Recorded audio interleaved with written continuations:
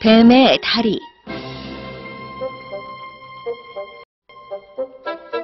옛날 어느 마을에 부자가 살고 있었어요. 어느 날 그 부잣집에 제사가 있어서 여러 사람들이 일을 도와주었죠. 제사가 끝나자 주인은 사람들에게 술을 한 통 주었어요. 그러자 그중 한 사람이 술을 혼자 마시고 싶어 꾀를 내었어요. 여보게들, 우리들 중에 뱀을 가장 먼저 그리는 사람이 이 술을 먹기로 하세. 듣고 보니 괜찮은 생각인 듯해서 모두들 찬성을 했어요. 그리고 그림 그리기가 시작되었죠.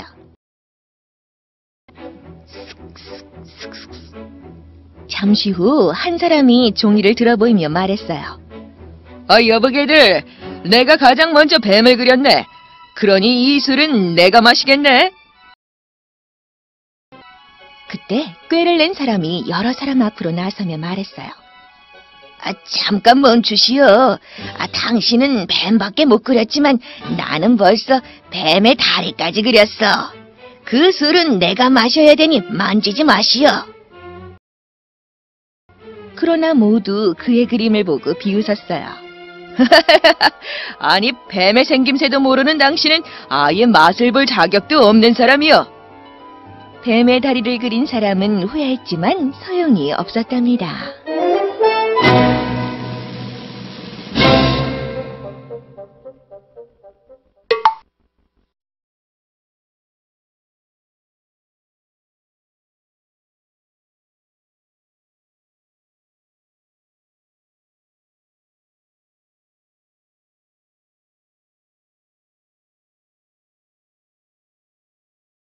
소금을 내는 맷돌.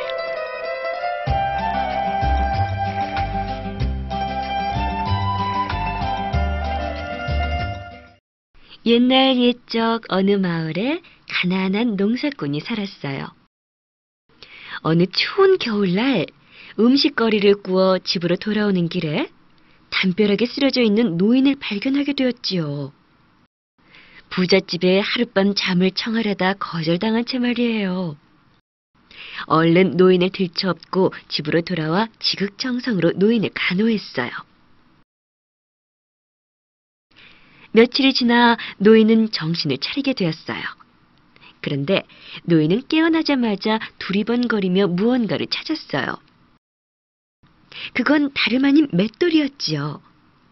농사꾼은 보관하고 있던 맷돌을 노인에게 건네주었어요. 노인은 자신이 가진 건 그 맷돌밖에 없다면서 그것이라도 받아달라고 하고 온데간데 없이 사라졌어요. 노인에게서 맷돌을 받았지만 집안에 곡식이 없어 그냥 빈 맷돌을 돌렸어요. 빈 맷돌을 빙빙 돌리다 보니 그냥 혼잣말이 나오게 되었죠. 이 맷돌에서 하얀 쌀이나 술술 나왔으면 좋겠다 하고 말이죠. 그런데 갑자기 정말로 맷돌에서 하얀 쌀이 펑펑 나오는 것이 아니겠어요? 농사꾼은 신기하기도 하고 너무 기뻤어요. 떡 나와라 하면 떡이 나오고 옷 나와라 하면 옷이 나오는 요술 맷돌이었던 거예요. 착한 농사꾼은 곡식과 옷 등을 필요한 사람들에게 나누어 주었어요. 어느새 소문은 마음씨 고약한 그 마을 부자에게까지 알려지게 되었죠. 부자는 소문에 배가 아파 끙끙 앓다가 그 맷돌을 훔치기로 마음을 먹었어요. 그날 밤 부자는 몰래 들어가 맷돌을 훔쳤어요. 먼 곳으로 도망가기 위해 배를 타게 되었지요. 부자는 맷돌을 돌려보고 싶은데 무얼 나오게 할까 궁리하다가 그 당시 귀한 소금을 생각하게 됐어요. 소금 나와라. 자꾸 나와라. 부자는 맷돌을 하염없이 돌리기 시작했어요. 잘 나온다. 잘 나와. 또 나와라. 또 나와. 욕심쟁이 부자는 소금 때문에 배가 가라앉는 것도 모르고 계속 얘기했어요. 어떻게 되었을까요? 배가 바다 밑으로 쑥 가라앉을 수밖에 없었지요. 욕심쟁이 부자는 바다에 빠져 죽었고 맷돌은 계속해서 소금을 나오게 했죠. 바닷물이 짠 이유를 아시겠죠?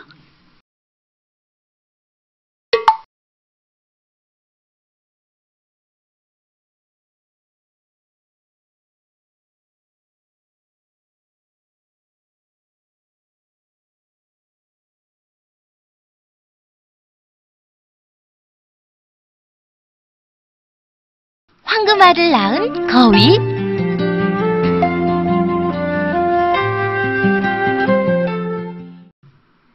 옛날 어느 마을에 욕심쟁이 할아버지와 할머니가 살고 있었습니다. 할아버지와 할머니는 커다란 거위 한 마리를 기르고 있었지요. 그런데 하루는 신기한 일이 일어났습니다. 여보, 할멈, 우리 거위가 금빛이 나는 알을 낳았구려. 할아버지가 기뻐서 소리쳤습니다. 어머나, 아이고, 정말 그러네요. 값비싼 황금알이로군요. 할아버지와 할머니는 너무나 기뻐서 덩실덩실 춤을 추었습니다. 거위는 날마다 황금알을 한 개씩 낳았습니다. 할아버지와 할머니는 황금알을 팔아서 금세 부자가 되었지요. 그러던 어느 날이었습니다. 에이, 하루 한 개로는 너무 적단 말이야. 한꺼번에 여러 개의 알을 낳았으면 좋겠는데. 맞아요. 응? 하루에 황금알을 10개씩만 낳아주면 얼마나 좋을까요? 그러면 할멈, 우리 황금알을 한꺼번에 꺼내도록 합시다. 아니, 황금알을 한꺼번에 꺼내자고요? 무슨 좋은 수라도 있나요? 할머니가 눈을 크게 뜨면서 물어보았습니다. 이 거위의 배 안에는 아마도 큼직한 금덩어리가 들어있을 거요. 그러니까 그 날마다 황금알을 낳는 것이 아니겠소? 아하, 아이고, 그렇겠군요. 그러니 이 거위를 잡아서 뱃속에 있는 금덩어리를 한꺼번에 꺼내면 우리는 이 큰 부자가 될 거요. 아이고. 아이고, 왜 좀 더 일찍 그 생각을 못했을까요? 할머니는 마치 어린애처럼 좋아했습니다. 할아버지는 곧 거위를 죽였습니다. 그리고는 거위의 뱃속을 살펴보았습니다. 에? 아니, 이게 뭐야? 아무것도 없잖아. 아니, 정말 이상하군요. 다른 거위와 조금도 다를 게 없네요. 할아버지와 할머니는 깜짝 놀랐습니다. 아이고, 원통해라. 이 거위를 죽이지 말았어야 하는 건데. 아이고, 우리가 너무 욕심을 부렸어. 에휴. 할아버지는 땅이 꺼지도록 한숨을 내쉬었습니다. 맞아요. 그냥 살려두었더라면 거위가 하루에 한 개씩 황금알을 낳아주었을 텐데. 에휴. 할머니도 크게 후회했습니다. 그렇지만 죽은 거위를 다시 살려낼 수는 없었습니다.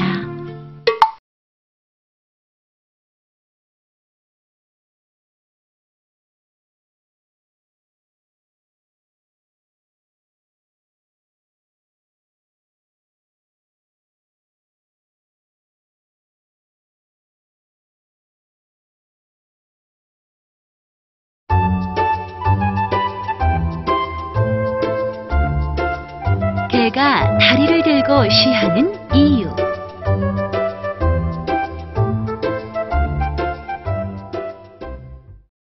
아주 오랜 옛날 돼지와 닭과 개가 살았답니다. 어느 날 하나님이 이들을 부르셨어요. 무슨 일일까? 궁금해하는 그들에게 하나님은 너희들은 인간들을 위해 좋은 일을 하고 1년 후에 올라오너라. 하고 말씀하셨어요. 돼지와 닭과 개는 하나님의 명령을 받고 땅으로 내려갔어요. 1년 후 하나님은 셋을 다시 불러서 인간들을 위해서 어떠한 좋은 일을 했느냐? 하고 물었지요. 그러자 닭이 맨 먼저 말했어요. 저는요, 새벽에 일어나 날이 밝았으니 빨리 일어나라고 인간들에게 가르쳐 주었습니다. 옆에 있던 돼지가 두 번째로 말했어요. 저는요, 사람들이 주는 밥만 먹고 왔습니다. 마지막으로 개가 말했어요. 저는 사람들이 사는 집을 도둑들로부터 지켜주었습니다. 이 말을 들은 하나님은 하는 일 없이 먹기만 한 돼지에게는 벌로 코를 베어버렸고 부지런한 닭에게는 자랑스러운 붉은 벼슬, 다리가 3개뿐인 개에게는 튼튼한 뒷다리를 상으로 주었습니다.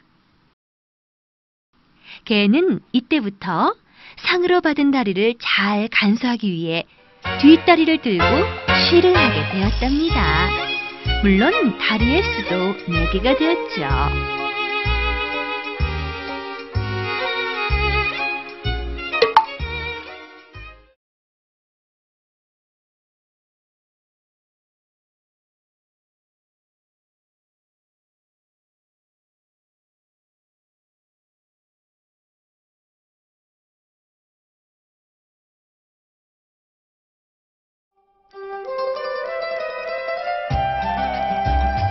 깨끗해서 좋아요.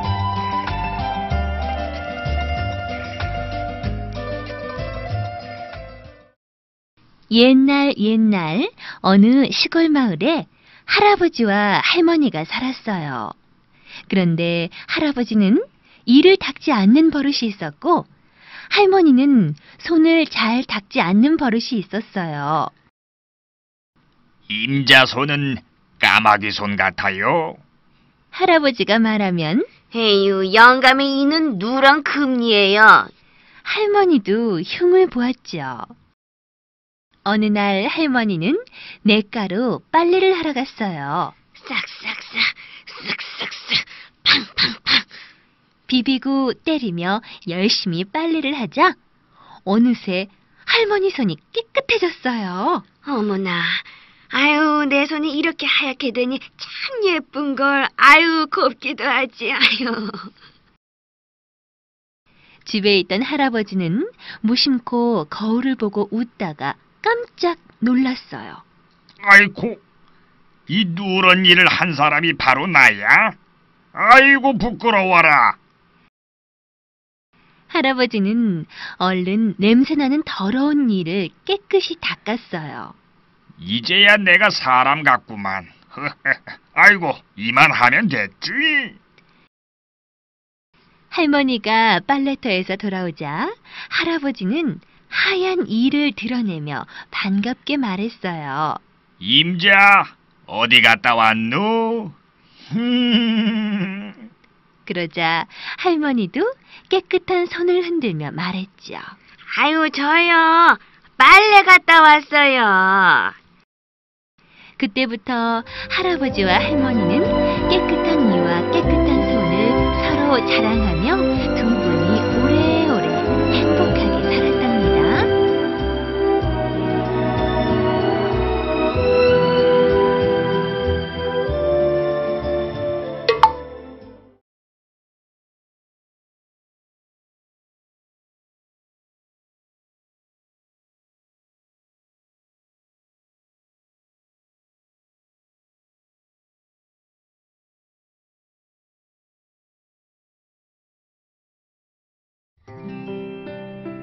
은혜 갚은 생쥐.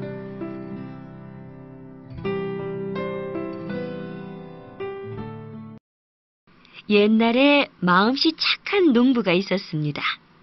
농부는 다 쓰러져가는 초가집에서 아내와 아이들과 함께 살고 있었지요.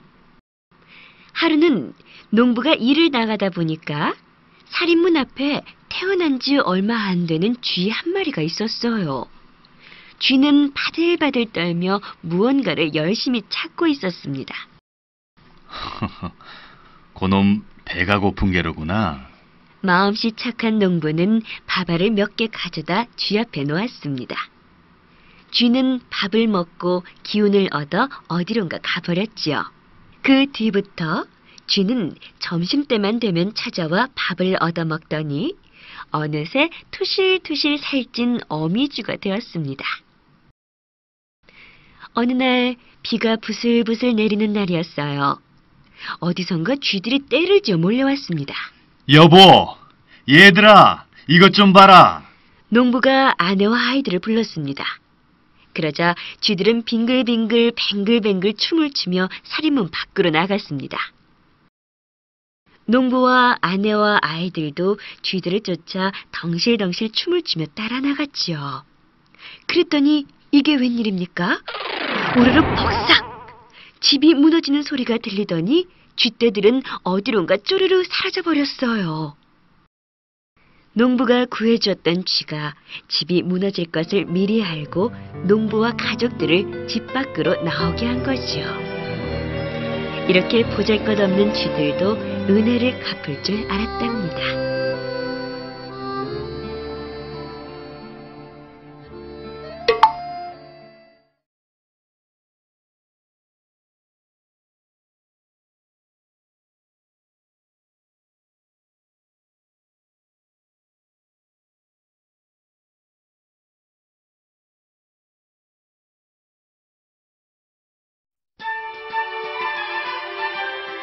저승 갔다 온 이야기.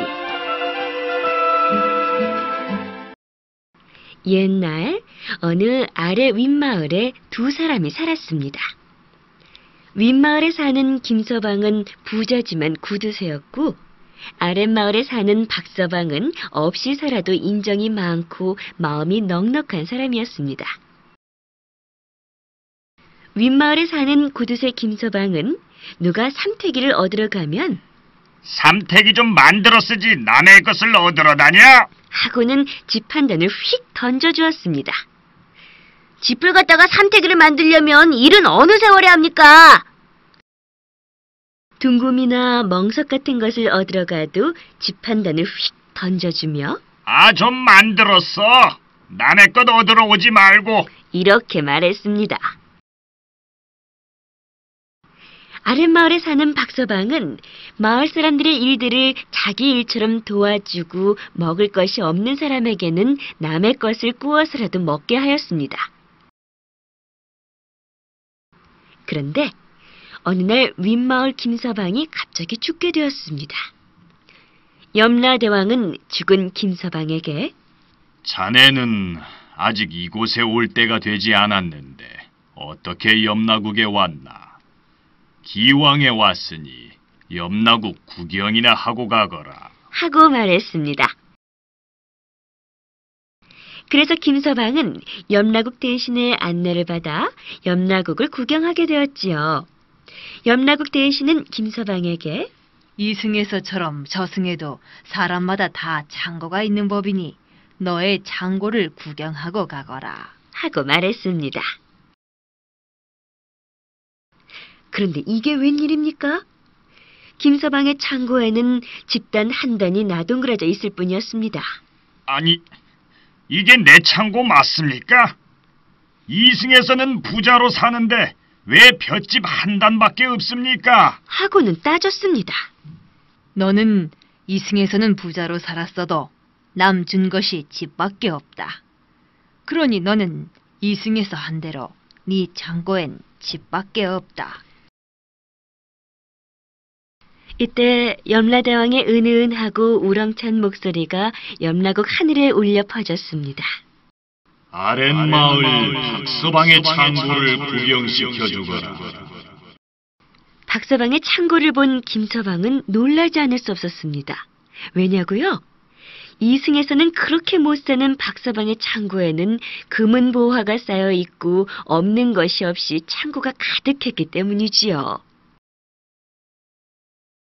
그때서야 김서방은 자신이 한 일이 후회스러웠습니다. 실망과 근심으로 기가 죽은 김서방이 머리를 떨어뜨리고 힘없이 서 있는데 어느 틈에 자신도 모르게 염락국을 나와 자기 집 안방에 누워 있었습니다. 다시 살아난 김서방은 자신이 염라국에서 본 것들을 가족들에게 이야기해 주었습니다. 가족들에게 남에게 베풀면서 살 것을 당부하고 자신도 한평생 남을 도와주면서 행복하게 오래오래 살았다고 합니다.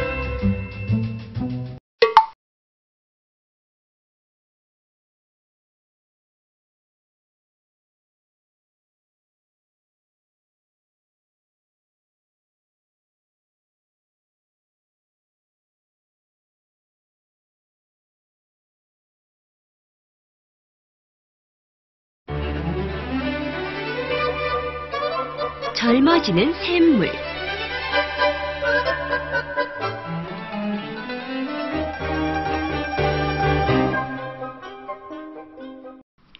어느 마을에 할머니와 할아버지가 살고 있었습니다.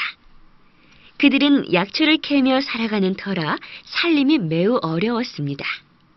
그러나 착한 마음을 가진 할아버지와 할머니는 재물에 대한 욕심이 없이 마냥 행복했습니다.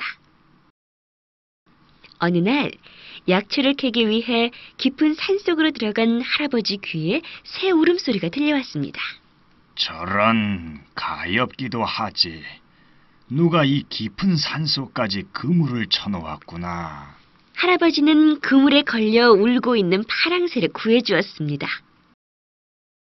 며칠 후 산속을 헤매는 할아버지 앞에 파랑새가 나타났습니다. 아니, 넌 그 파랑새 아니냐? 네, 할아버지. 전 할아버지 덕택에 이렇게 건강하게 지내게 되었어요. 이 숲엔 또 왜 나타났니? 아직도 곳곳에 그물이 있어 위험하단다. 저의 생명을 구해주셨으니 할아버지께 은혜를 갚고 싶어요. 저를 따라오세요. 할아버지는 파랑새를 따라 한참을 걸어갔습니다. 마침내 새가 알려준 곳에 다다랐습니다. 그곳은 옥처럼 맑고 푸른 물이 솟는 샘이었습니다. 참으로 맑은 샘이로구나. 목이 마르던 참인데 우선 목부터 죽여야겠다. 그런데 물을 마시고 난 할아버지 몸에 이상한 변화가 생겼습니다. 아니, 왜 이렇게 얼굴이 당길까? 오, 이 손 좀 봐. 주름살이 없어졌네. 할아버지, 이 샘물은 젊어지는 샘물이랍니다. 어서 물을 더 드시고 오래오래 사세요. 물을 마시고 젊은이가 된 할아버지는 단숨에 뛰어서 집으로 돌아왔습니다. 그런데 집에 있던 할머니는 난데없이 젊은이가 뛰어들자 깜짝 놀라며 물었습니다. 아이, 젊은이는 누군데 남의 집에 함부로 들어오는 거유? 할멈, 나야, 영감이라고. 이 옷을 보란 말이야. 할아버지는 할머니에게 젊어지는 샘물에 관한 얘기를 들려주었습니다. 이 마을에는 아주 욕심 많은 할아버지가 있었어요. 욕심쟁이 할아버지는 우물로 달려가 욕심껏 물을 퍼마셨습니다. 그런데 물을 너무 많이 마신 할아버지는 그 자리에서 아기가 되어버렸습니다. 착한 할아버지는 할머니에게도 물을 마시게 하려고 샘가로 데리고 갔습니다. 샘가에는 웬 갓난아기가 소리 높여 울고 있었습니다. 웬 아기가 여기서 울고 있을까요? 할머니가 놀란 얼굴로 물었습니다. 누군가 물을 너무 많이 마셔서 아기가 되어버린 모양이야. 할아버지가 말했습니다. 할머니는 젊어지는 샘물을 먹고 곱고 젊은 색시가 되었습니다. 이제 젊은 부부가 된 두 사람은 욕심을 부려 아기가 된 욕심쟁이 영감을 키우기로 하고 집으로 돌아와 행복하게 살았습니다.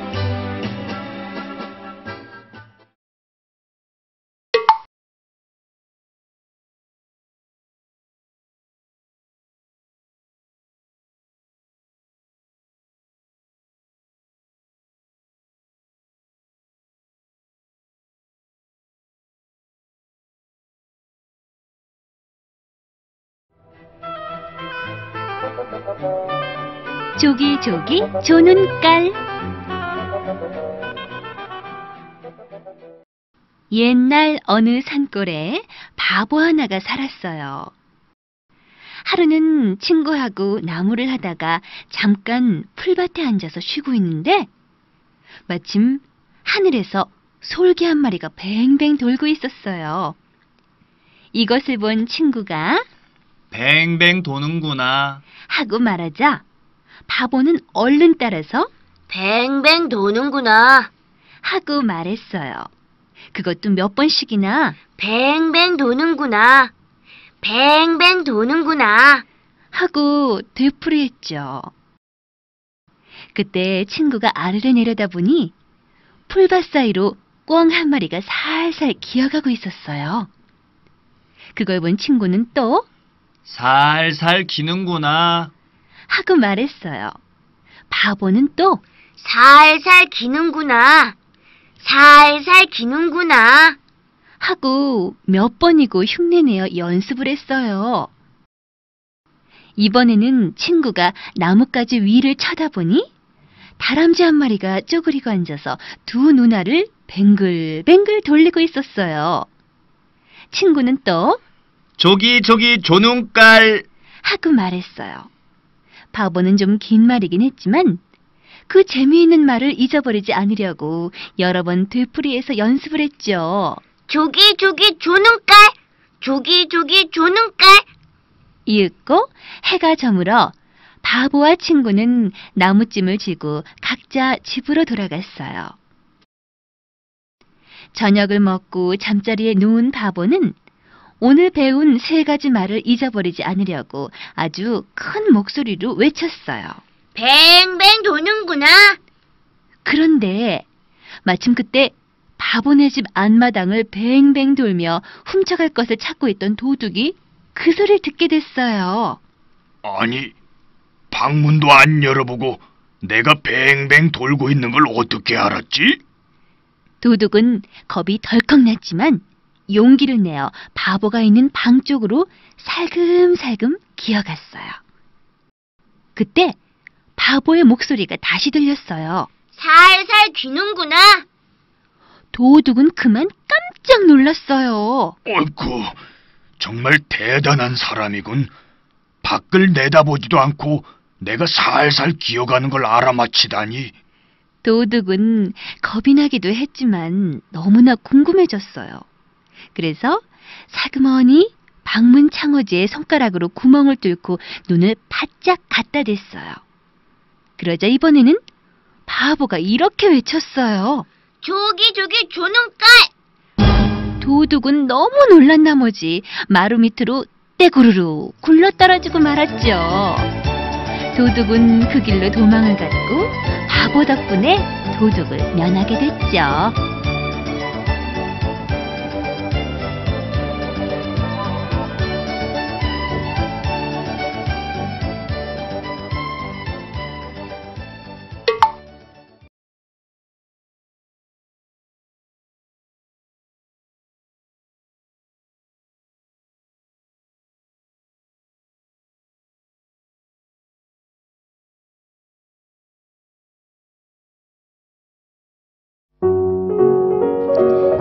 금도끼, 은도끼.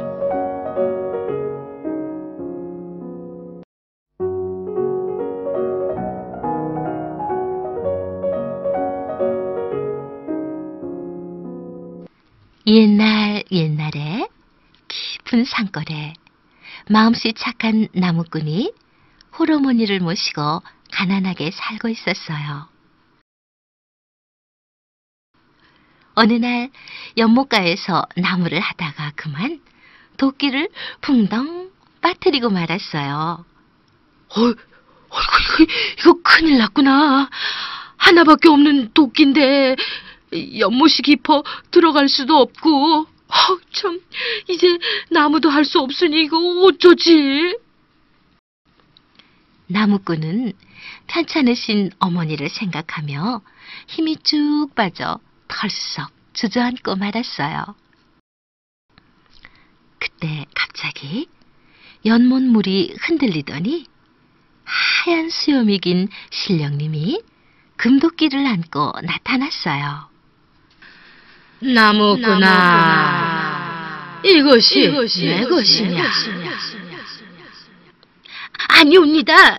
그것은 제 것이 아니옵니다. 신령님은 물속으로 사라졌어요. 조금 후 연못물이 흔들리더니 다시 신령님이 나타나셨어요. 이번에는 번쩍이는 은도끼를 보이며 물었어요. 이것이 내 것이냐? 아니옵니다. 그것도 제 것이 아니옵니다. 제 것은 낡은 쇠도끼입니다요. 신령님은 다시 물속으로 사라졌어요. 조금 후 연못물이 흔들리더니 신령님이 다시 나타났어요. 이번에는 금도끼, 은도끼, 쇠도끼를 들고 있었어요. 쇠도끼를 보이며 신령님이 물었어요. 이것이 내 것이냐? 네, 맞습니다. 그것이 제 것이옵니다. 나무꾼은 고마워 쇠도끼를 안고 눈물을 흘렸어요. 너는 참으로 정직하구나. 착하고 정직한 나무꾼아. 너에게 금도끼와 은도끼를 상으로 주노라. 정직한 나무꾼은 금도끼와 은도끼를 갖고 산을 내려와 어머니를 모시고 행복하게 살았답니다.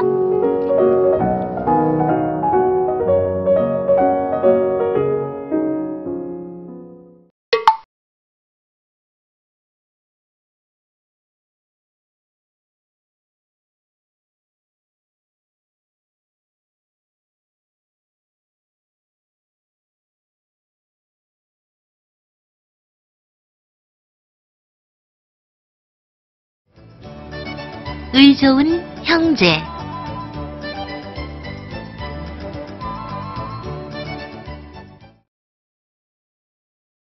옛날 어느 마을에 의 좋은 형제가 살았어요. 가을이 되어 형과 아우는 걷어들인 볕단을 똑같이 나누었어요. 어느 날 밤 형은 곰곰이 생각했어요. 아우는 새로 살림을 차렸으니 아무래도 양식이 많이 들 거야. 아우 몰래 볕단을 더 갖다 줘야지. 형은 자기의 볕단을 가져다 아우의 볕단 위에 올려놓았어요. 그런데 그날 밤 아우도 형과 똑같은 생각을 했어요. 아무래도 형님은 식구가 많으니까 양식이 더 들 거야. 형님 몰래 볕단을 더 가져다 놓아야겠다.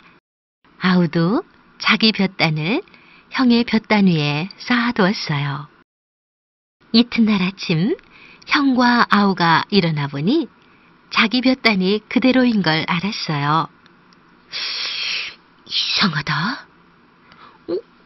어찌 된 일일까? 형과 아우는 고개를 갸웃거렸습니다. 다시 밤이 되었어요. 또다시 형은 볕단을 지고 아우의 집으로 갔어요. 그때 저쪽에서 누가 오고 있었어요. 누구세요? 아니, 형님 아니세요? 형님과 아우는 서로 볕단을 들고 있었어요. 아니, 내 집에 볕단을 갖다 놓은 사람이 아우였구나. 아니, 제 집에 볕단을 가져다 놓으신 분이 형님이었군요. 형과 아우는 서로 손을 힘껏 잡았어요. 밝은 달이 말없이 형과 아우를 환히 비추어 주었어요.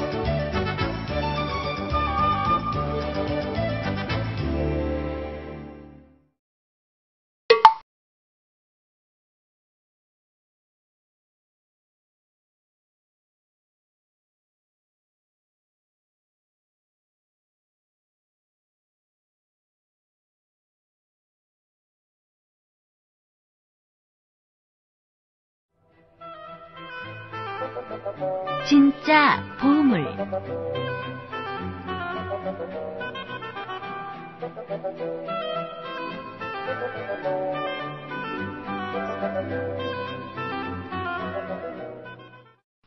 옛날 어느 마을에 형제가 이웃하여 살았습니다. 그런데 형의 집에서는 날마다 웃음소리가 흘러나오는데 반해 아우네 집에서는 매일 다투고 싸우는 소리가 요란했어요. 참 이상하군. 형님이나 나나 사는 형편이 비슷한데 형님네는 날마다 무엇이 좋아서 저리 웃음이람? 필시 나 몰래 무슨 보물을 숨기고 있는 게 틀림없어. 이렇게 의심이 든 동생은 과연 무슨 보물이 있는가를 알아보기 위해 형님 집에 들렀습니다. 그런데 마침 그때 형님이 바지가랑이가 종아리까지 올라온 볼품없는 바지를 입고 마당에 서 있는 거예요. 아니 형님, 바지꼴이 왜 그렇습니까? 어제 장에서 산 바지 가랑이가 조금 길어서 한 치만 줄여놓으라고 했더니 이 모양을 만들어 놓았다네. 아유, 그럼 형수님은 치수도 잴 줄 모르신단 말씀이십니까? 아니, 자네 형수는 한 치를 줄였지. 그런데 그런 줄도 모르고 큰딸이 또 한 치를 줄였지 뭔가. 그런데 여기에다 둘째 딸이 또 한 치를 줄였단 말이야. 그리고 또 셋째 딸이 손을 대서 이 모양을 만들어 놓았다네. 아유, 참 형님도 그런 부끄러운 모양을 하시고도 웃음이 나오십니까? 어떡하나. 다들 나를 위해 하다 보니 그리 된 건데. 동생은 뭔가 깨달은 바가 있었습니다. 그래서 다음날 읍내장에 나가서 바지를 하나 샀어요. 그리고 가족들과 저녁을 먹으며 바지 가랑이를 한 치만 줄여놓으라고 일렀습니다. 그런데 다음날 아침에 보니 바지가 손질 한번 가지 않은 채 그대로 놓여 있는 거예요. 아니, 바지 가랑이를 좀 줄여놓으라고 일렀는데 잊었어? 그는 아내를 향해 큰 소리를 질렀습니다. 그러자 아내가 큰딸을 불러 꾸짖었습니다. 아버지 바지를 좀 줄여놓으라고 했는데 잊었니? 그러자 이번에는 또 큰딸이 둘째 딸을 불러서 똑같이 꾸짖는 것이었습니다. 이런 모양을 본 동생은 형님 집이 가지고 있는 보물이 무엇인지 깨달았습니다.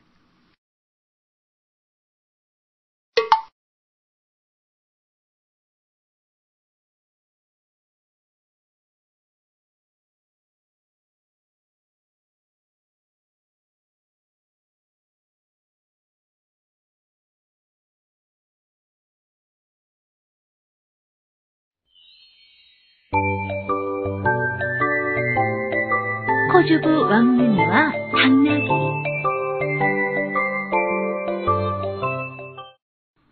옛날에 바위와 도리와 별이라는 아이가 살았어요.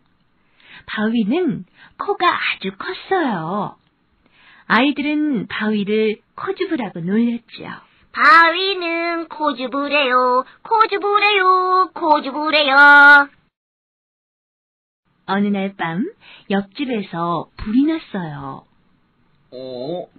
이게 무슨 냄새야? 냄새를 잘 맡는 바위가 제일 먼저 알았어요. 불이야! 불이야!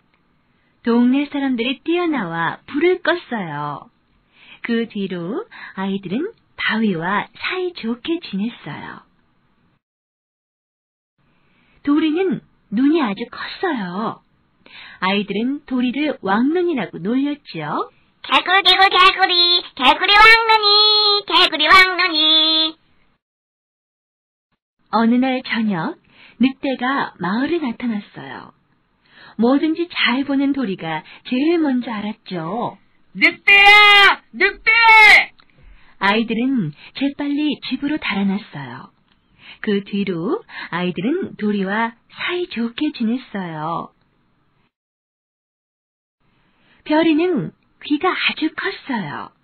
아이들은 별이를 당나귀 귀라고 놀렸죠. 얼레꼴레리 당나귀기 당나귀기. 어느 날 친구 철이가 시냇물에 빠졌어요. 살려줘! 살려줘! 별이가 제일 먼저 들었어요.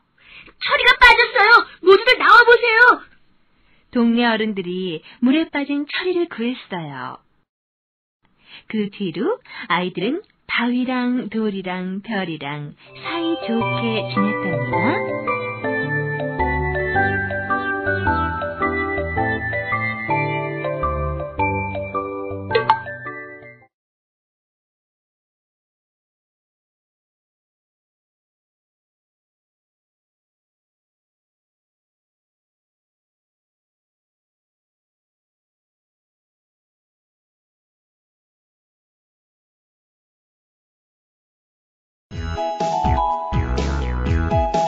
어리석은 하인.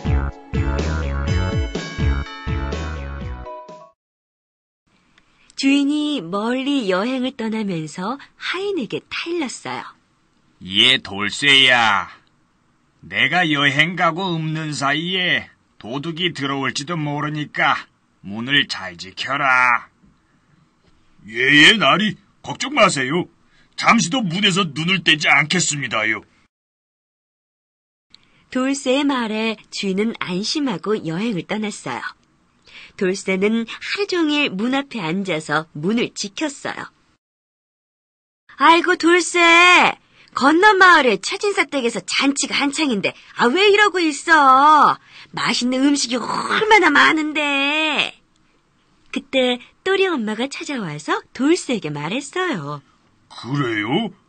그럼 맛있는 떡이랑 부침개도 많이 있겠네요. 어서 가서 먹어야지.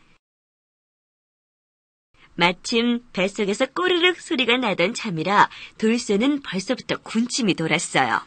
그런데 이 문을 지켜야 하는데 어쩐담? 옳지. 문을 떼어서 지고 가면 되겠구나.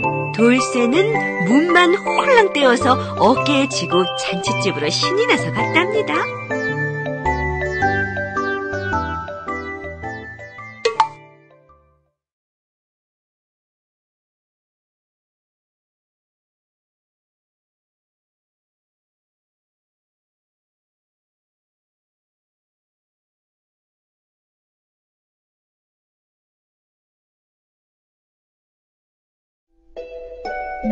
해와 달이 된 오누이.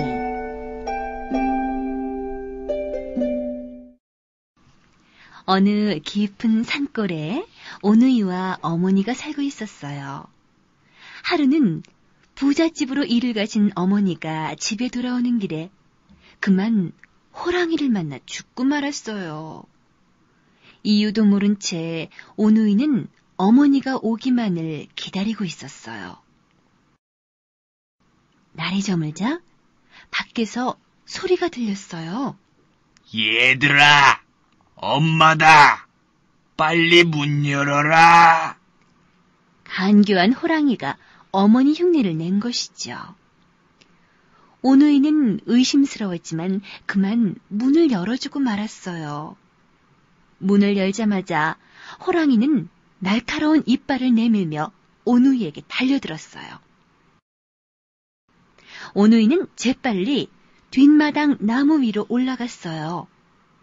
그런데 그만 오누이의 모습이 우물에 비춰져서 호랑이에게 들키고 말았어요. 오누이를 발견한 호랑이는 나무 위로 올라가려고 애를 썼죠. 겁에 질린 오누이는 하늘을 바라보며 기도했어요. 하느님, 저희를 불쌍히 여기신다면 동아줄을 내려주세요. 오누이를 불쌍히 여긴 하늘에선 새 동아줄이 내려왔어요. 한편 호랑이는 오누이를 따라서 기도했어요. 자기에게도 동아줄을 내려달라고 말이죠. 하늘에서는 호랑이에게도 동아줄을 내려주었어요. 하지만 못된 호랑이에게는 튼튼한 새 동아줄이 아니라 썩은 동아줄을 내려줬죠.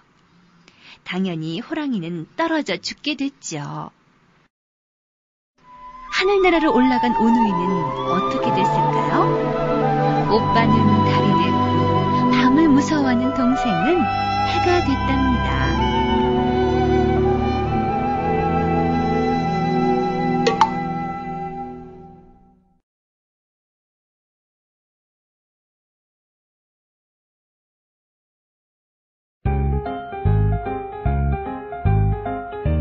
황소가 된 무?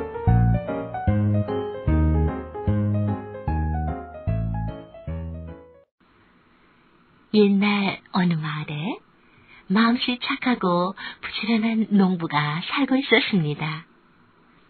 농부가 무를 심었는데 무가 어찌나 잘 자라는지 크기가 아기 몸뚱이만 했습니다. 거참, 신기하구나. 무가 이렇게 크다니? 농부는 이렇게 큰 무를 혼자 먹기 아까워 마을 사람들과 나눠 먹기로 했습니다. 무농사가 이렇게 잘 된 건 어진 원님 때문이야. 농부는 무 가운데 가장 큰 것을 골라 원님께 드려야겠다고 생각했습니다. 농부는 지프로 섬을 엮어서 가장 큰 무를 담아가지고 원님에게로 갔습니다. 나리, 저는 이 마을에서 어려서부터 농사를 짓고 살았습니다.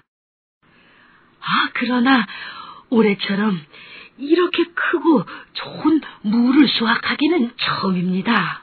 이 모두가 원님께서 고을을 잘 다스려 주신 덕입니다. 원님은 농부의 말을 듣고 기뻐하면서 말했어요. 그래. 그렇다면 기쁘게 받겠네. 하고는 이방을 불러 요즘 들어온 것 중에 가장 귀한 것이 어떤 것인지 그것을 가져다 농부에게 주라고 했습니다. 이방은 커다란 황소 한 마리를 끌고 오며 이것이 요즘 들어온 것들 중에서 가장 귀한 것입니다. 라고 말했습니다. 원님은 그 황소를 농부에게 주었습니다. 이 소문이 온 마을에 퍼졌습니다. 뭐라고?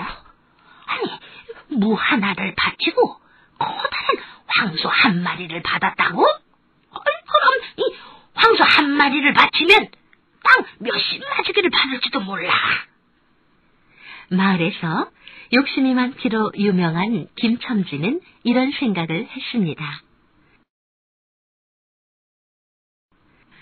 욕심쟁이 김첨지는 그날로 3년 동안이나 힘들여 키운 소를 원님에게 가져갔습니다.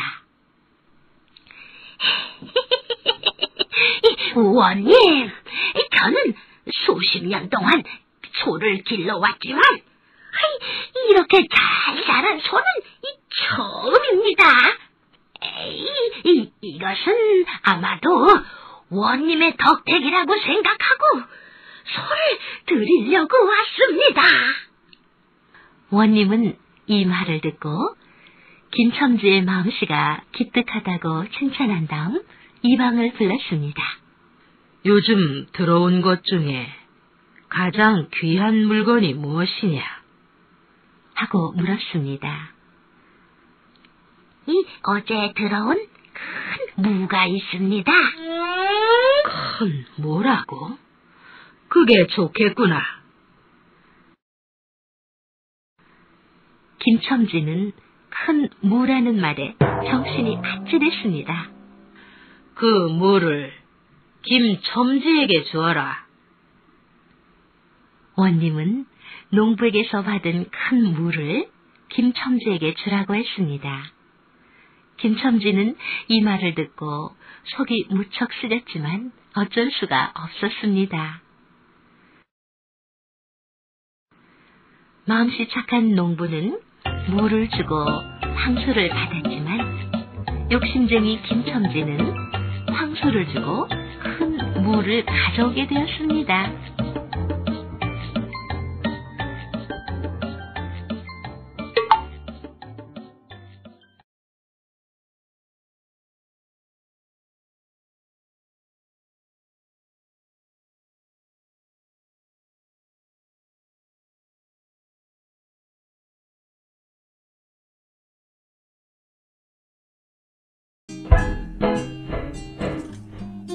며느리 복방귀.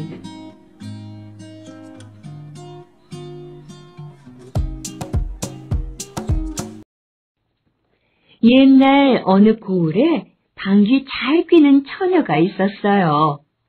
방귀를 뿡뿡 뀌어야만 시원스레 일도 잘 되고 기분도 개운해지는 그런 여자였지요.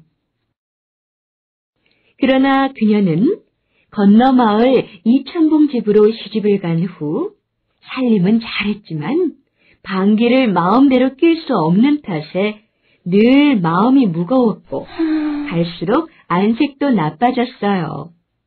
하루는 이천봉이 며느리의 안색을 보더니 예, 아가야, 어디 아프기라도 한 게냐? 며느리는 망설이다가 부끄러움을 무릅쓰고 사실대로 이야기했어요. 사실은 방귀를 참아서 그렇사옵니다. 하고 대답했어요. 웬 방귀를 못 뀌어서 안색이 나쁘다는 말이냐? 방귀는 염려 말고 뿡뿡 끼도록 해라. 어디 얼굴색이 쓰겠느냐? 그랬더니 이천봉의 말이 끝나기가 무섭대. 그럼 방귀를 지금부터 끼렵니다. 아버님은 큰 방문을 잡으시고 어머님은 대청문을, 서방님은 작은 방문을 잡으세요. 그러더니 대청 가운데 서서 방귀를 뀌기 시작하자 시아버지는 큰 방문을 잡고 들락날락, 시어머니는 대청문을 잡고 들락날락, 서방님은 작은 방에서 들락날락 했어요. 이천봉은 견디다 못해 대가! 그만 끼어라! 정신을 차린 이천봉은 며느리를 데리고 있다가는 큰일이 나겠다고 생각한 나머지 친정에 보내기로 했어요. 며느리는 길을 가다 무척 큰 배나무 밑에서 소문을 하나 들었어요. 이 배나무에 배 3개만 먹으면 임금님의 병이 낫는다는데 나무가 너무 커서 아직 아무도 배를 따지 못했다는 것이었어요. 이 말을 며느리가 듣고 사람들 앞에 나가서 공손하게 말했어요. 제가 저 배를 따보겠습니다. 하자 사람들은 무슨 수로 그 배를 따느냐고 비웃었어요. 그러자 며느리는 엉덩이를 배나무에 대고 방귀를 뀌자 어디서 난데없는 우박이 떨어지는 것처럼 배가 우르르 떨어졌어요. 나라에서는 며느리에게 큰 상을 내렸어요. 이천봉은 이 소식을 듣고 좋아서 손뼉을 치면서 방귀도 복방귀다! 복방귀야! 그래서 며느리는 다시 시집으로 돌아와 복방귀를 뀌면서 행복하게 살게 되었답니다.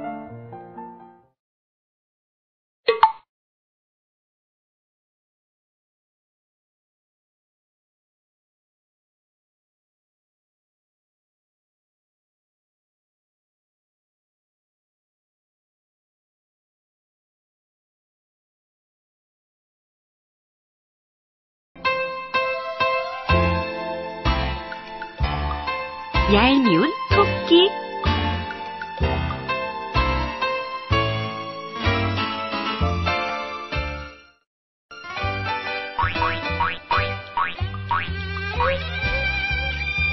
옛날엔 토끼 꼬리가 아주 길었대요.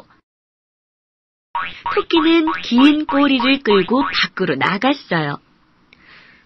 아니, 강 건너 보이는 저 홍나무가 참 맛있겠어. 그런데 어떻게 건너가지? 그때 악어가 물속에서 얼굴을 쓱 내밀지 뭐예요? 악어야, 넌 왜 혼자 놀고 있는 거니? 친구가 없니? 아니야. 난 친구가 많아. 치, 거짓말. 친구가 많다면 이리로 데려와 봐. 알았어. 악어는 친구를 데리고 왔어요. 그러자 토끼가 또 비웃는 거예요. 에게게게, 한 명뿐이구나. 아니야. 난 친구가 많아. 악어는 다시 친구 여럿을 데리고 왔어요. 네 친구가 얼마나 되는지 세어볼 테니 한 줄로 길게 서봐. 토끼는 악어 등에 올라타며 숫자를 세웠어요. 하나, 둘, 셋, 넷, 차례로 밟으며 강을 건너는 토끼예요. 마지막 악어 등에 이르자 토끼가 약 올리듯 말했어요. 하하, 바보들아. 난 강을 건너 홍당무를 먹으러 가는 길이었어. 뭐? 우리를 이용한 거야? 이 몹쓸 토끼 녀석! 화가 난 악어들은 토끼 꼬리를 꽉 물어버렸어요. 아, 토끼 살려! 그 바람에 토끼 꼬리가 뚝 끊어지고 말았어요.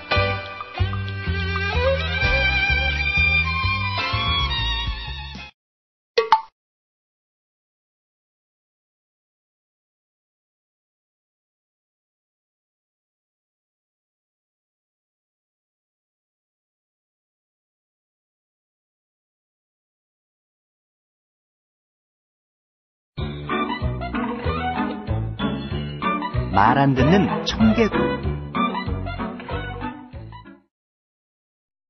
옛날 어느 시냇가에 엄마 개구리와 아기 청개구리가 살고 있었어요. 그런데 아들은 엄마 말을 듣지 않았어요.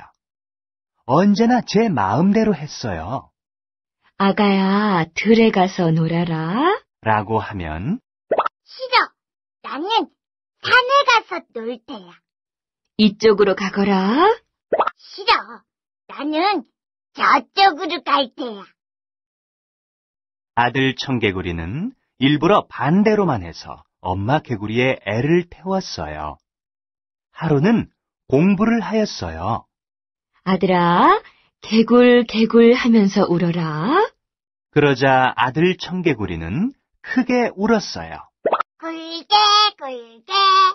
청개구리는 너무나 엄마 말을 안 들었어요. 그래서 엄마 개구리는 마음이 아팠어요. 그러던 어느 날이었어요. 엄마 개구리는 병이나 자리에 눕고 말았어요. 저 녀석은 무슨 일을 시키면 언제나 거꾸로 한단 말이야.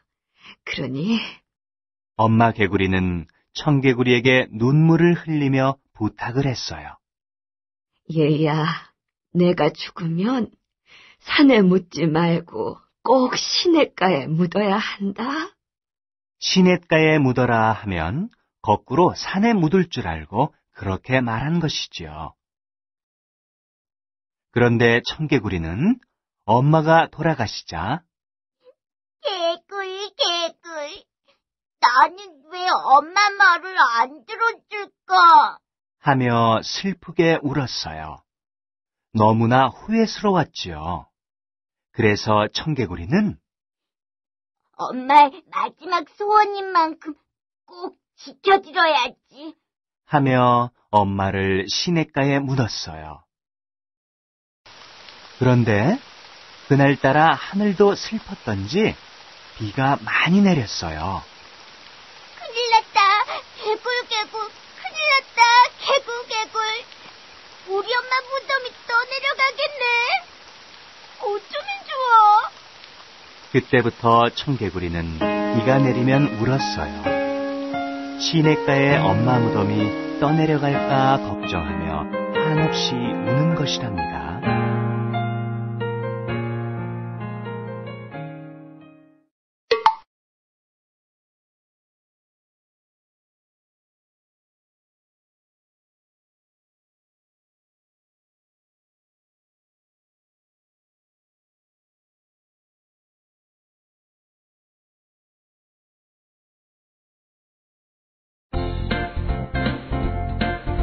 거울을 처음 본 사람들.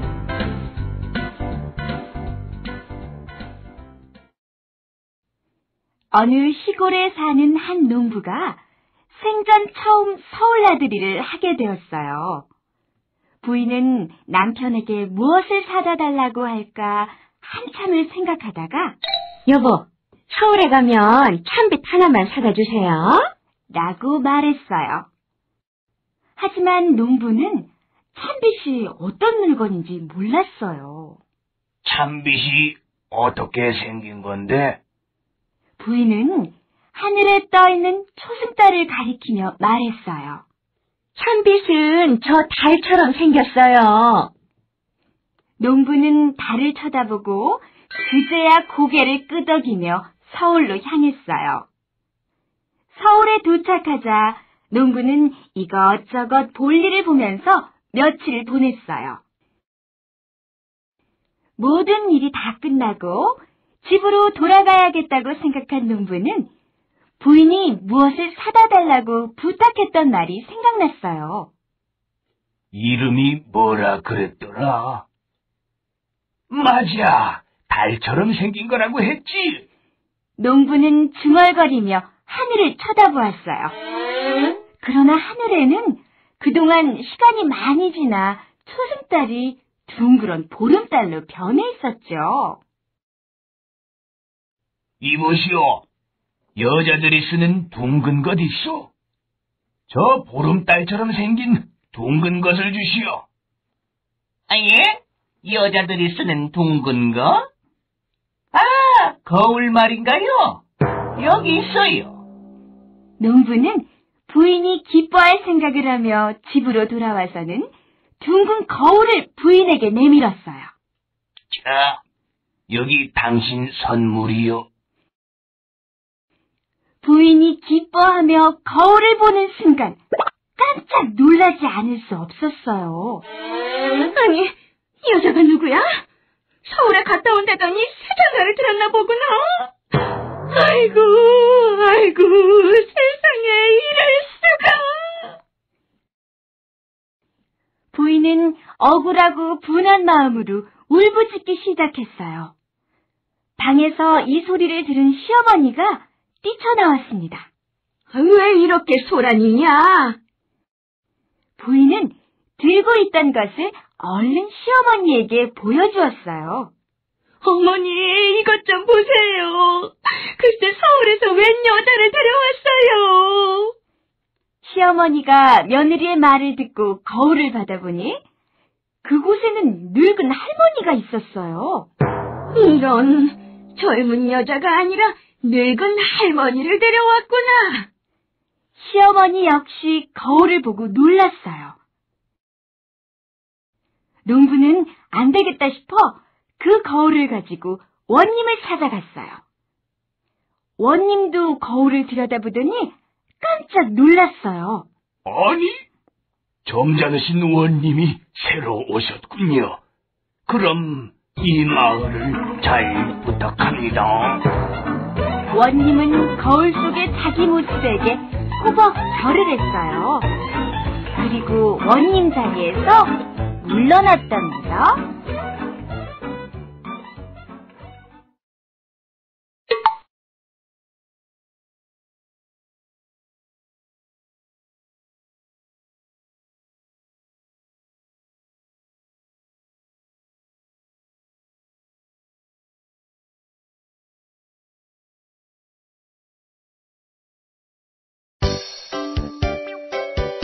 혹부리 영감님. 옛날 어느 마을에 목에 큰 혹이 달린 마음씨 좋은 할아버지가 있었어요. 사람들은 모두 혹부리 영감이라고 불렀어요. 어느 날 산에서 나무를 하던 혹부리 영감은 소나기를 만났어요. 아이고, 이를 어쩌나. 혹부리 영감은 비를 피해서 정자로 뛰어갔어요.